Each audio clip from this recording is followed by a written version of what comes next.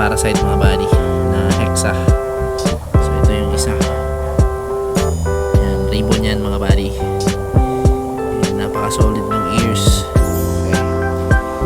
Mas makita nyo ng maigi. Ito siya mga buddy. Ayan yung ating HB Red na Cali. Kita nyo naman. So ito siya. Pailawan natin. Ayan yung ating Red Cowley mga buddy. Kita nyo naman yung dorsal. Napaka solid talaga.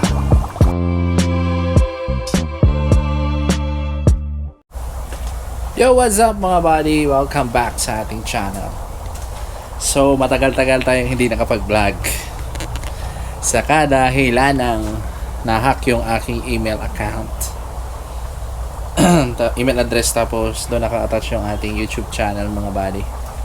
So gumawa na lang ako ng bagong YouTube channel kasi wala nang pag-asa na ma-recover yung ating Unli Gapis na channel. So gumawa ako ng bago mga buddy, yung Unli Gapis Farm dito na channel. So dito na tayo mag-upload ng vlog. So hindi ko alam kung ipagpapatuloy pa rin natin yung part na baka mag-start na lang tayo sa part 1. And then magbibuild tayo ulit ng vlog from the start. So from the scratch mga buddy. Alam talaga, wala tayong magagawa, walang permanente dito sa mundo. Kaya tuloy pa rin yung ating pagbablog mga buddy. Medyo na-busy na ako lately kasi nagpatayo tayo ng mga ibang business para makasustain dito sa farm. So ayan, anyways, tuloy yung vlog. So ito yung mga setup natin ngayon. Same as usual, ganun pa rin. Yung setup dito is functional naman mga buddy. Kita nyo naman yung mga isda dito, ang tataba. And kanina, kung nakita nyo, hindi mabot sa airstone yung mga tubig kasi nagsaipon kanina and hindi naman na-refill na agad. Kasi pumunta sila, yung mga nag-assist dito, pumunta dun sa may turil. Nanguha sila ng chubby fakes mga buddy para may pakain tayo dito sa mga isda. Although meron pa naman, may natitira pang mga chubby. Pero ayun nga, buti na yung may na-ready tayong chubby kasi for the month of August, starting July, August, September, yan yung kasi yung mga maraming bumibili ng isda mga buddy. So nagpe-prepare tayo for pangbenta, ayun nga, pang out. Then yan yung time na nagbe-breed tayo ng para pang refill dun sa yung susunod naman yan is March and April. So ito naman yung mga isda natin mga buddy. So available lahat to. So andito yung mga HB Red natin. So yung mga andito is hindi ko pa na-select. Although meron mga na-select, kailangan ma-select dito. And then ayun nga, may mga magilan-gilan na akong kinuha dito. Nilagay ko dun sa planggana natin kasi andun talaga yung mga pang-release natin. So punta tayo dun mga buddy, papakita ko sa inyo. So simulan na natin dito. Ayan. So meron tayo ditong albino koi red ears na ribbon. Ayan mga buddy, fresh from Vietnam pa itong mga buddy. And may anak na to, pero ayun nga, hindi pa gaanong kadamihan. Ito yung red ears natin. Koi red ears. Sana ganito yung anak na maibigay niya. Ayan yung red ears natin, napaka solid mga buddy. Ayan. So dalawa na lang yung, apat yung in order ko, apat na pair, pero ayun nga, dalawang female na lang yung natira. Yung isa is namatay sa biyahe, and then yung isa naman is namatay na kahapon, natamaan ng internal parasite mga buddy na hexa. So ito yung isa. Ayan, ribbon yan mga buddy. Ayan, napaka solid ng ears. So ayan siya. So hindi ko masyadong ginagalaw. Ngayon ko lang ulit nakita to kasi hindi natin masyadong ginagalaw, especially yung mga albino na isda. Kasi pag the more silang ginagalaw is hindi sila nanganganak. Kaya kung sila-check lang natin everyday, pinapakain lang natin, pero hindi natin hinuhuli para hindi ma-stress yung isda. Pero ito na yung anak nila mga buddy. Yan, nakaproduce na tayo ng isang batch ng albino koi red ears. Hindi naman guaranteed lahat yan is ribbon mga buddy. Nakatsubi na sila dyan. So barak na sila sa tubi. Ayan mga buddy. Then kung naalala nyo yung project natin na Guppy Koi at yung ating albino cowlie mga buddy, dito pa yung mga breeders. Pakita ko sa inyo. Dito yung breeders ng albino koi and albino cowlie. Ito yung albino cowlie mga buddy. So ito yung male albino cowlie. Ayan. So pre-project natin to mga buddy. Ito albino to. And then pre-project natin sa Guppy Koi na non-ribbon. Ayan, mga red ears to na jeans mga buddy. So pre-project natin yan. And then may resulta na yan mga buddy. Andito. May anak na pala.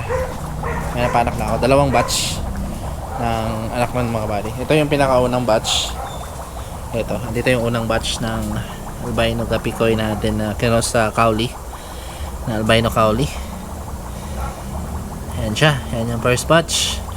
So mamimili lang tayo ng potential dyan mga buddy. Yung aim kasi natin sa project is gagawing koi yung albino cowlie mga buddy. Gagawin siyang Guppy Koi. Same as sa female. Dapat merong koi na sa ulo. Yung pula sa ulo talaga.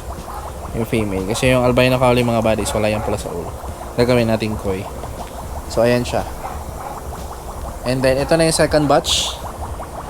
Ayan, ito yung second batch sa hindi pala. First batch din to sa ibang female. So ayan siya, first batch. Ito yung first batch din sa isang female din. Ayan yung mga maliliit. Pinagsama ko na kasi hindi naman yung kumakain. Basta meron lang silang nakaabang na chubby mga buddy. Ayan, may chubby naman yung nakaabang dyan. Ayan siya. Tapos meron din tayong project dito na half moon na leopard. So meron tayong leopard dito na half moon. Sa kasamang palad is namatay yung pares niya na male mga buddy. Ayan siya. Ayan siya, half moon. Ito na lang natira female. And then nag-drop na to kahapon na around 70 plus yung drop nito mga buddy. Ayan, maliit na siya. Pero yung na-hit na siya nung first na lalaki. And then kahapon napaanak. Pero yung hindi na umabot dun sa pag-breed. So probably krinos natin sa half moon na dragon mga buddy. Red dragon half moon. Ito merong mga male dito ng dragon. Nilipat na yata nilipat na pala. So meron diyang dragon. Ito pala yung mga male na dragon. Ayan yung ginamit natin na pang breed sa kanya. Half moon. Ayan, Vietnam line natin na dragon. Ayan, mga dragon na yan na female. So may anak na yan mga buddy, 70 plus. Andito. Yung mga anak niya, kagabi lang yan na nag-drop. Yan, mga 70 plus. Marami yan. Tinubi din natin. So ayan, yung wala naman tayong balak talaga mag project niyan mga buddy. Pero yung since half moon naman siya and namatay yung male. So ginawa natin, breed natin sa dragon, sa red dragon.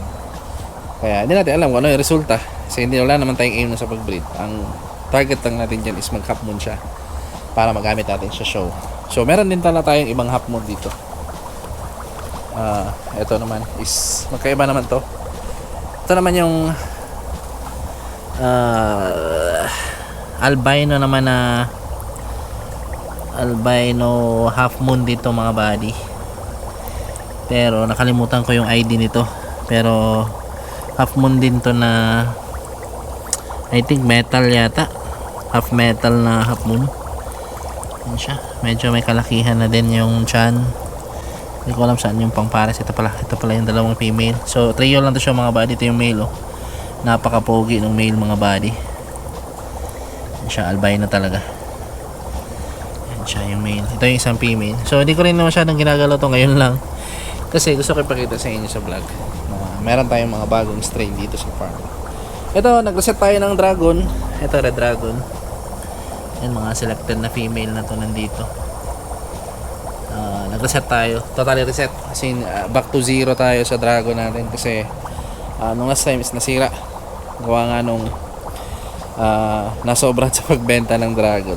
Hindi natin na-control yung volume ng release. And wala na tayong natirang breeders. Although meron naman tayong natira. Pero yung huling nag-drop na female is na-damage din lahat. Hindi na pakinabangan yung mga anak. So buti na lang meron pa tayo na save na mga mangilang-ilang materyales para pang breed ulit. So ito mga anak na to ng mga dragon natin. Ayan, nasa around almost 100 yata na female.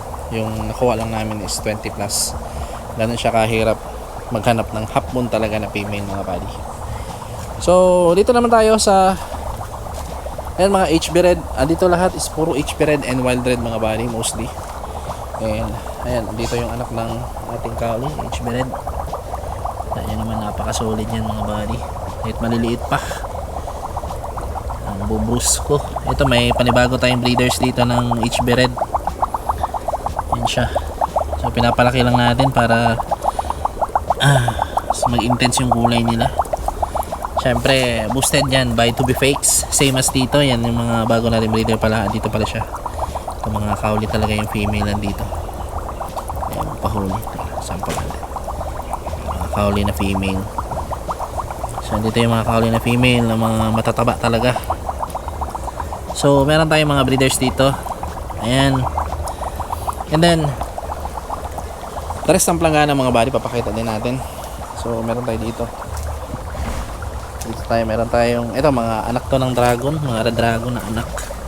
Ayan, mga fry ng dragon.